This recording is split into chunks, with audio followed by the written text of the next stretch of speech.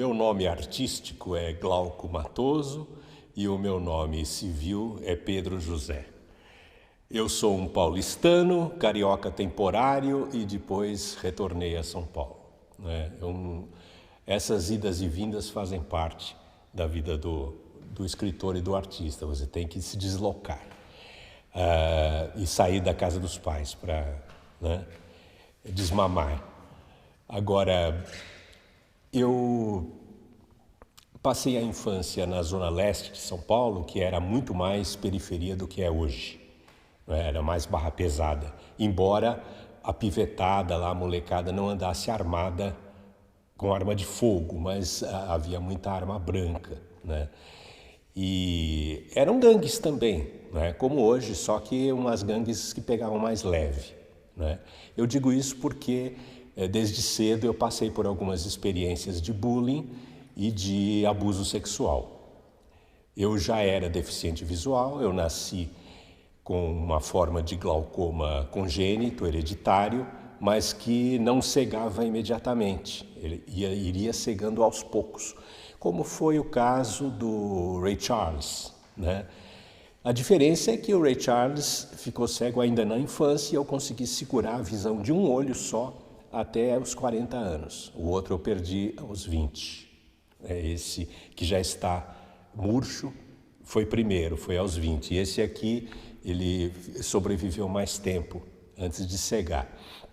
E pelo fato de ser deficiente visual, obviamente eu não podia fazer o que os outros moleques faziam, não é? Ou seja, não andava de bicicleta, não jogava bola, mais tarde eu não dançava e mais tarde eu não dirigia carro, nem moto, nem bicicleta, nem nada, né?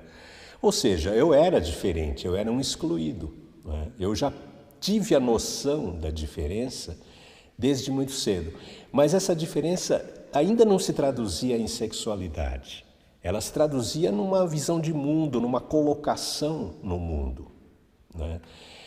Bom, uma das formas de você se refugiar quando você é diferente é nos estudos, é lendo. Então eu era o CDF, eu era o melhor aluno do curso primário, do ginasial, do clássico.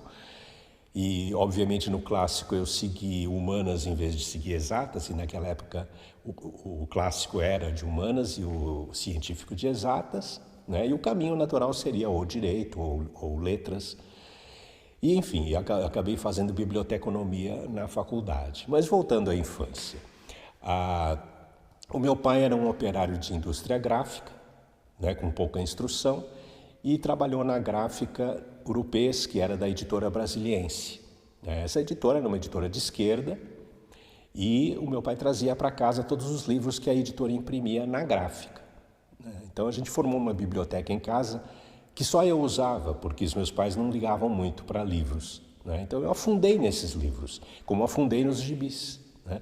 Então eu li de tudo, eu li literatura infantil do Monteiro Lobato, mas li também obras de psicanálise, como por exemplo Aberrações do Comportamento Sexual, de Frank Caprio, né? Isso muito cedo, né? E acontece que aquelas leituras foram se refletindo na vida real, porque o tipo de tratamento que eu recebia da turminha, dos coleguinhas de escola e de vizinhos, já era assim uma espécie de vítima preferencial, né? E não tardou para que isso se concretizasse. Então, ali pelos 9 anos, né, tinha uma molecadinha mais velha, mais esperta, de uns 11, 12, 13 anos, e eles acabaram me currando. Curraram uma vez, depois de um tempo curraram outra vez e tal. Embora fosse uma periferia muito pobre, só rua de terra, e muito descampado, inclusive eu fui muito currado no meio de um bosque de eucaliptos, né? Que era onde a molecada me levava, tinha muito mato, né? Era muito propício para isso. Mas tinha assim, e já existia uma moral, uma espécie de moral hipócrita, que, por exemplo, muitos daqueles pivetes, ou os pais deles, consumiam maconha, mas eles xingavam os maconheiros, xingavam de chibabeiro, né? Chamavam de chibabeiro. E de vez em quando eu escutava um moleque xingando o outro. Ah, esse é o chupa-rola. E aquilo, para mim, era uma fantasia incrível, porque eu já tinha passado por algo semelhante, né?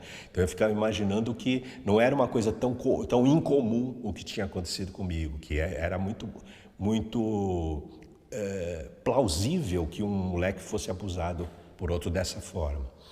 E o tipo de humilhação que eu sofri, que era mais sexo oral e pé na cara, me marcou muito, né? Principalmente o pé na cara. E aí, essas primeiras experiências acabaram se transformando de revolta, de trauma, vamos dizer assim, sensação de medo e de recusa, acabaram se transformando em orgasmo pouco depois, quando eu comecei a ter os primeiros orgasmos.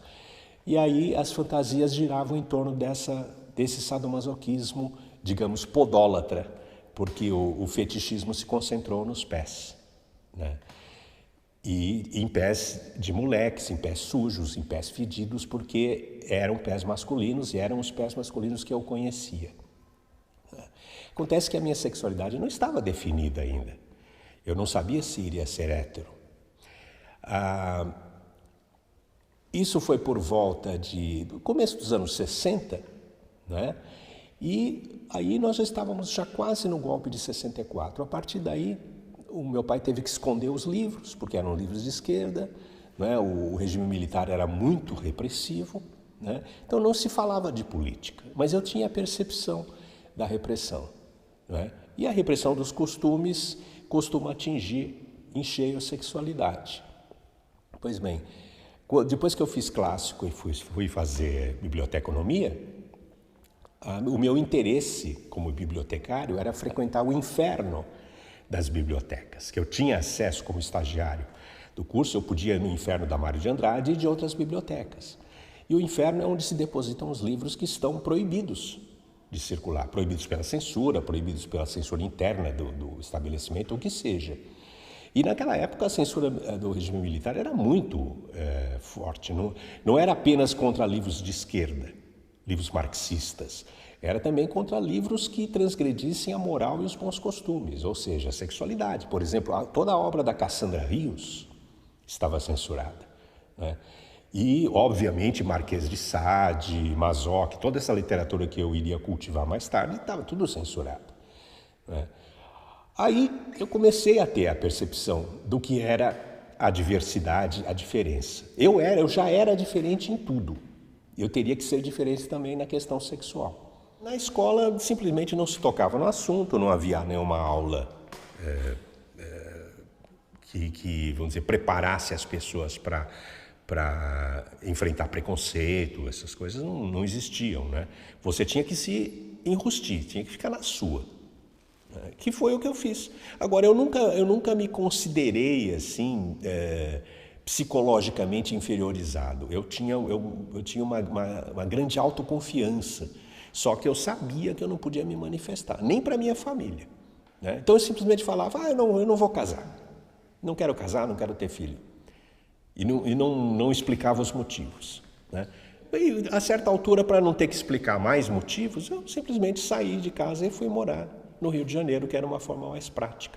Foi prático também do ponto de vista profissional, porque eu tinha feito um concurso para o Banco do Brasil e era um simples funcionário de banco aqui em São Paulo. Mas lá no Rio, eu teria a chance de ser bibliotecário do banco, porque eu era formado em biblioteconomia. Então eu fui trabalhar no CCBB. Naquela época não era a CCBB, era a biblioteca do banco mesmo. Depois se transformou num centro cultural. Mas lá eu tive mais acesso à minha área, né? Uma área mais cultural e tal. Não fui ser um simples bancário. Então foi tudo ajustado, né? O pretexto para sair, para me tornar independente, já estava mais ou menos encaminhado. Agora, não se tocava em questões sexuais, nem em casa, nem entre amigos e tal. Eu simplesmente ficava na minha. Mas como eu era muito esquisito, eu tinha um jeitão muito nerd, óculos de grau, porque a minha miopia no olho que ainda enxergava era uma miopia de 9 graus, né? Eu era muito estudioso, muito mergulhado em leitura, então a minha esquisitice, vamos dizer assim, servia de pretexto para qualquer coisa, inclusive pelo fato de não namorar, não me enturmar, não me casar, etc. E aí o que eu comecei a vivenciar depois, à medida que eu fui me enturmando com pessoas mais intelectualizadas, é que a resistência cultural à ditadura militar se traduzia por uma espécie de agregação de tendências. É o que a gente chamava na época de pluralismo. Não se falava em diversidade, falava-se em pluralismo. Mas esse pluralismo era mais ideológico. Era como se coxinhas, mortadelas se unissem, mas não só coxinhas e mortadelas. Coxinhas, mortadelas, esfirras, quibes, empadas, rissoles, todos estivessem juntos porque tínhamos um inimigo comum. Então as diferenças, elas se anulavam em função de uma causa maior, né? De uma luta maior. E aí a sexualidade ia ficando no segundo plano. Nesse meio tempo, eu fui morar no Rio de Janeiro para sair da casa dos pais e sair daquela vida familiar, aquela moral familiar.